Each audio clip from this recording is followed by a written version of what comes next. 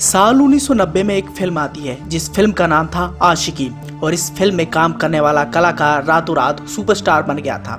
इस कलाकार का नाम था राहुल रॉय, जो आज गुमनामी की जिंदगी जी रहा है। जैसे कि आप सभी जानते हैं कि आशिकी फिल्म के गाने व फिल्म की कहानी लोगों के जहन में बैठ गए थे और इस फिल्म को करने के बाद उनका स्टारडम पूरे बॉलीवुड इंडस्ट्री ने देखा था। कहा तो यूं गया था कि राहुल रॉय लंबी रेस के घोड़े होंगे, लेकिन कुछ सालों बाद ही उनका करियर खत्म हो गया। आखिर राहुल रॉय ने अपनी जिंदगी में कौन सी गलतियां की थी जिसका खामियाजा उन्हें करियर गंवा कर भुगतना पड़ा, साथ ही आजकल वो क्या कर रहे हैं, इस बारे में आज हम इस वीडियो के माध्यम से बताने वाले हैं।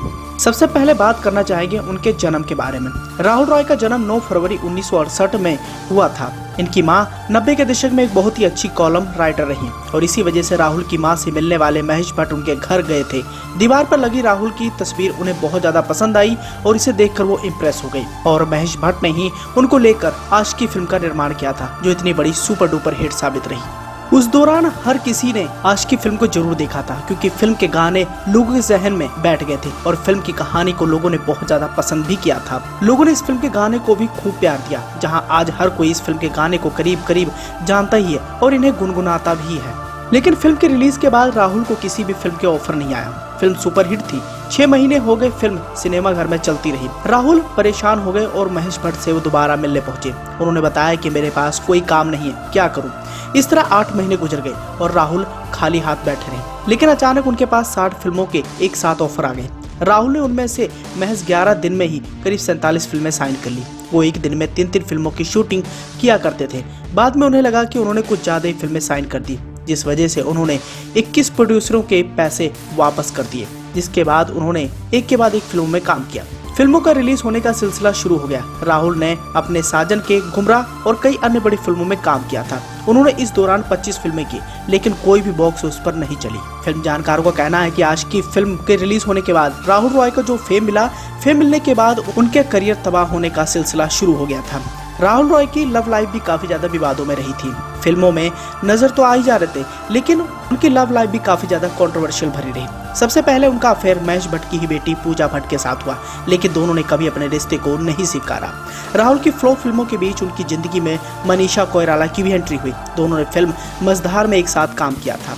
दोनों एक दूसरे को डेट भी करने लगे, लेकिन राहुल अपने करियर को लेकर काफी परेशान रहते थे। वो महेश भट्ट को फॉलो करते रहते थे।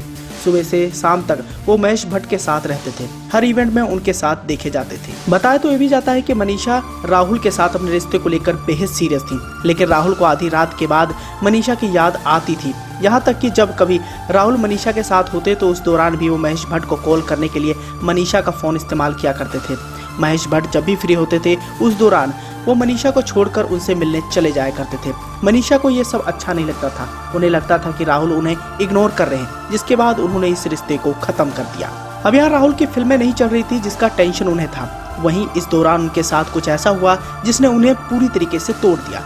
राहुल फिल्म सिटी में जब जब दिल मिले की शूटिंग कर रहे थे, वही एक सीन में उन्हें जीप चलानी थी। सीन शुरू हुआ और जब राहुल गाड़ी चला रहे थे तो उन्हें पता चला कि गाड़ी के ब्रेक फेल हो चुके हैं। उन्होंने गाड़ी रोकने की कोशिश की, लेकिन वहां शूटिंग देख रहा एक शख्स गाड़ी के सामने आ गया। गाड़ी का एक्सीडेंट हो गया और उस आदमी के पैरों की हड्डियां टूट गई। उस शख्स ने राहुल के खिलाफ केस कर दिया।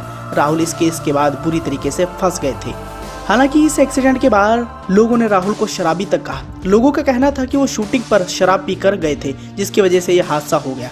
वहीं फिल्म के प्रोड्यूसरों को अपनी फिल्म को रुकने का डर था, जिस वजह से उन्हें बचा लिया गया। वो जेल तो नहीं गए, लेकिन इज्जत खो बैठे और इसके बाद उनकी काफी ज्यादा किरकिरी भी हुई। बॉलीवुड इंडस्ट्री में खास वर्चस्व न देखकर उन्होंने भोजपुरी इंडस्ट्री में अपना लक आजमाने की कोशिश की। काम में बने रहने के लिए उन्होंने कई B और C ग्रेड फिल्मों में भी काम किया और जिसके बाद उन्होंने मशहूर मॉडल राजलक्ष्मी खानविलकर से शादी कर ली।